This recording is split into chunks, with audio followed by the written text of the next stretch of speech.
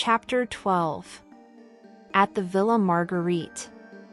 Please support by subscribing for more classic audiobooks.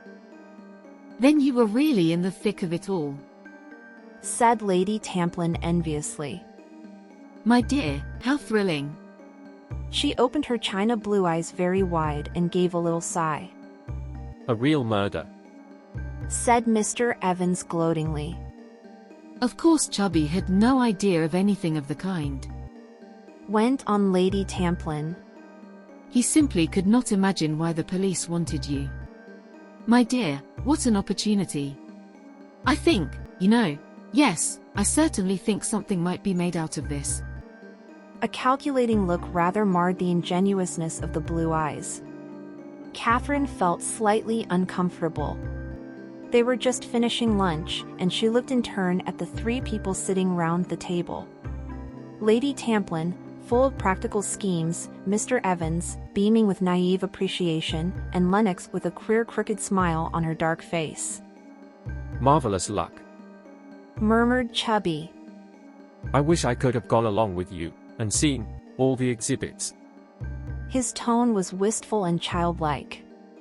Catherine said nothing. The police had laid no injunctions of secrecy upon her, and it was clearly impossible to suppress the bare facts or try to keep them from her hostess. But she did rather wish it had been possible to do so.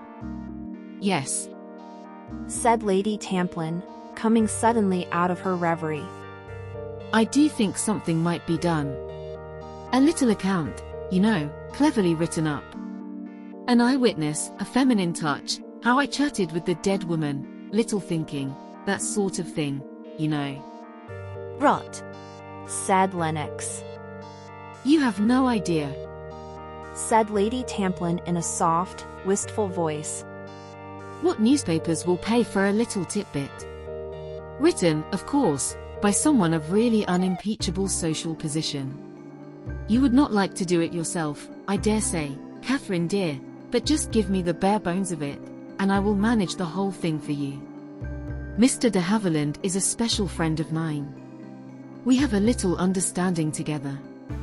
A most delightful man, not at all reporterish. How does the idea strike you, Catherine? I would much prefer to do nothing of the kind, Said Catherine bluntly. Lady Tamplin was rather disconcerted at this uncompromising refusal. She sighed and turned to the elucidation of further details. A very striking-looking woman, you said. I wonder now who she could have been. You didn't hear her name. It was mentioned, Catherine admitted. but I can't remember it. You see, I was rather upset. I should think so. Said Mr. Evans. It must have been a beastly shock.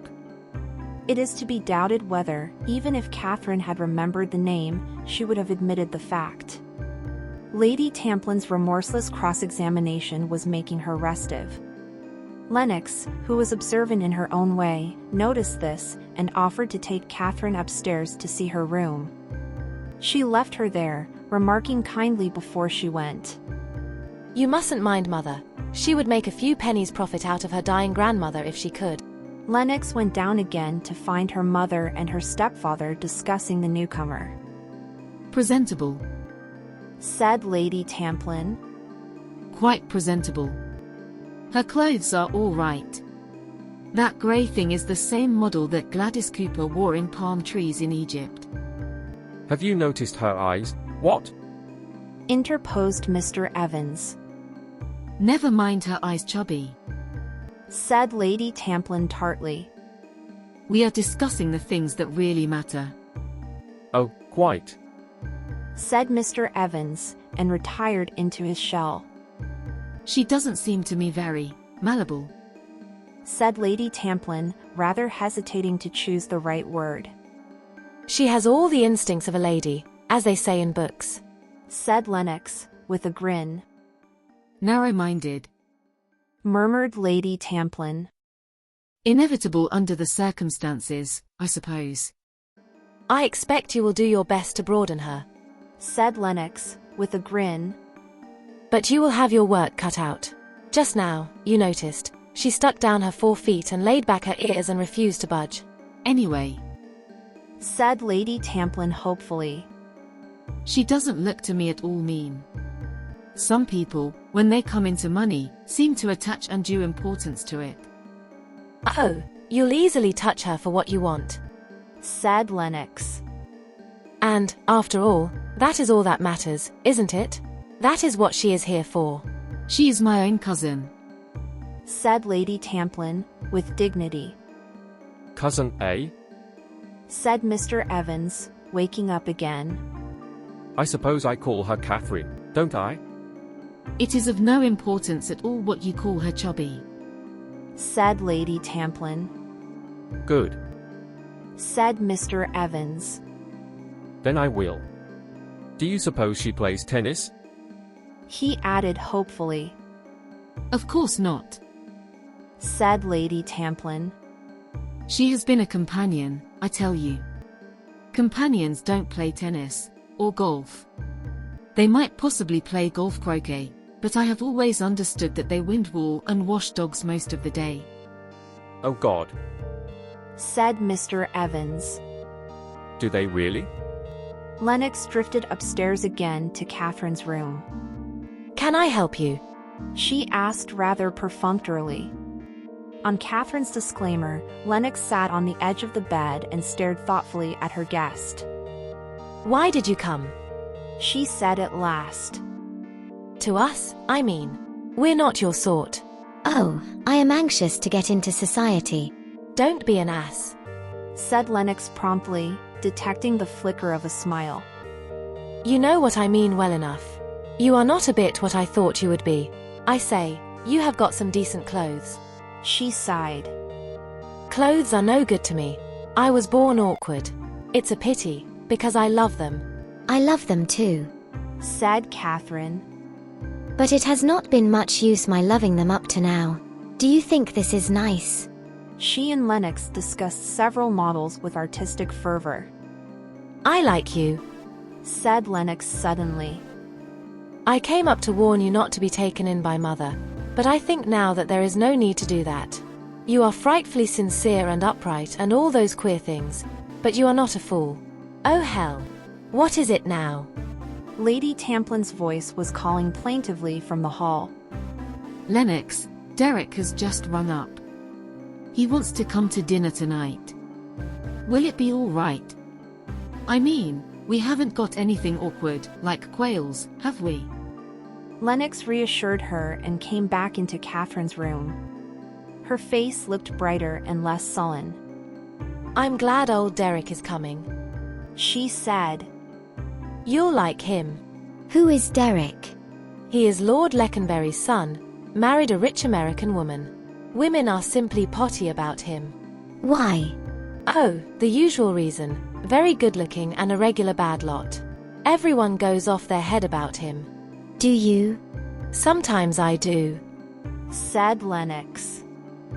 And sometimes I think I would like to marry a nice curate and live in the country and grow things in frames. She paused a minute and then added, An Irish curate would be best, and then I should hunt. After a minute or two she reverted to her former theme. There is something queer about Derek. All that family are a bit potty, mad gamblers, you know. In the old days they used to gamble away their wives and their estates, and did most reckless things just for the love of it. Derek would have made a perfect highwayman, debonair and gay, just the right manner. She moved to the door. Well, come down when you feel like it. Left alone, Catherine gave herself up to thought. Just at present she felt thoroughly ill at ease and jarred by her surroundings. The shock of the discovery in the train and the reception of the news by her new friends jarred upon her susceptibilities. She thought long and earnestly about the murdered woman. She had been sorry for Ruth, but she could not honestly say that she had liked her. She had divined only too well the ruthless egoism that was the keynote of her personality, and it repelled her.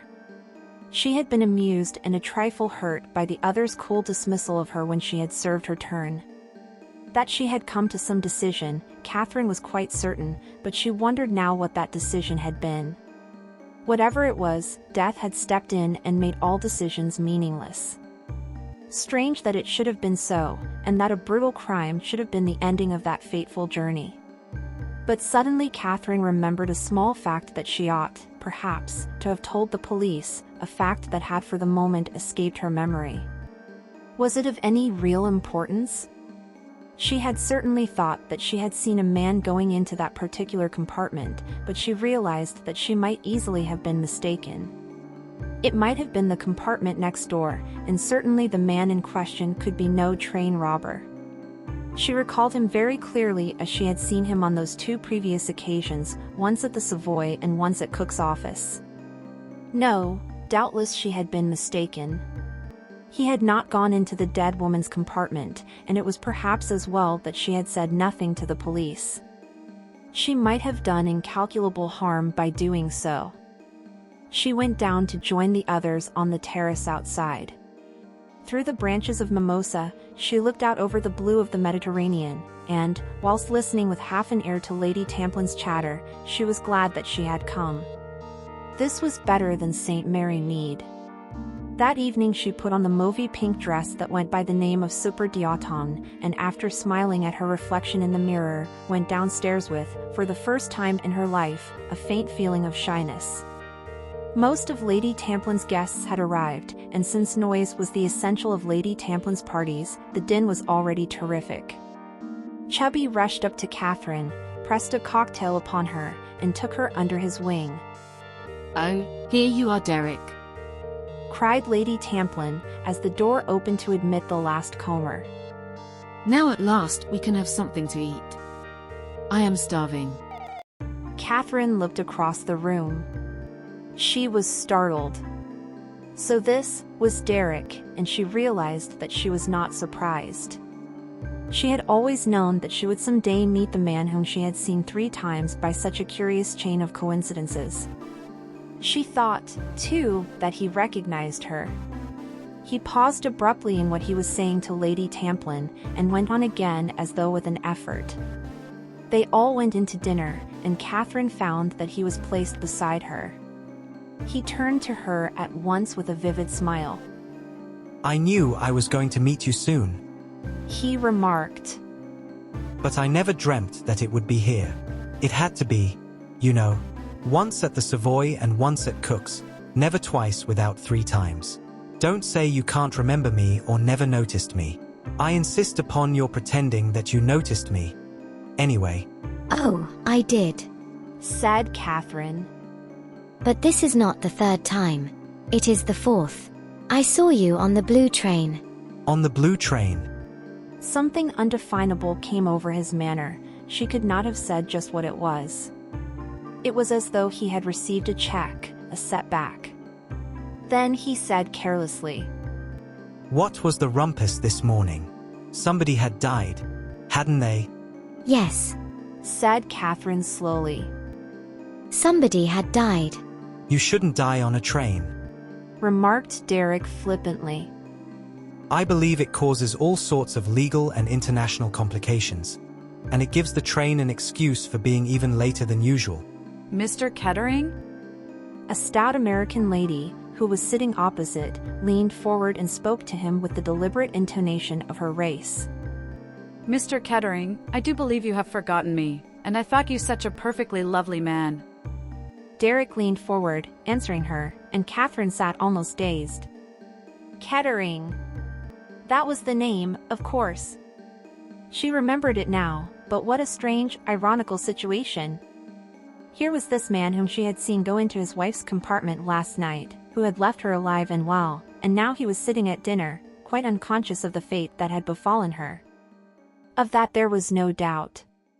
He did not know. A servant was leaning over Derek, handing him a note and murmuring in his ear. With a word of excuse to Lady Tamplin, he broke it open, and an expression of utter astonishment came over his face as he read. Then he looked at his hostess. "This is most extraordinary. I say, Rosalie, I am afraid I will have to leave you. The prefect of police wants to see me at once. I can't think what about." Your sins have found you out, remarked Lennox. "They must have," said Derek. Probably some idiotic nonsense. But I suppose I shall have to push off to the prefecture. How dare the old boy rout me out from dinner? It ought to be something deadly serious to justify that. And he laughed as he pushed back his chair and rose to leave the room. If you enjoy audiobooks like this, consider subscribing for more.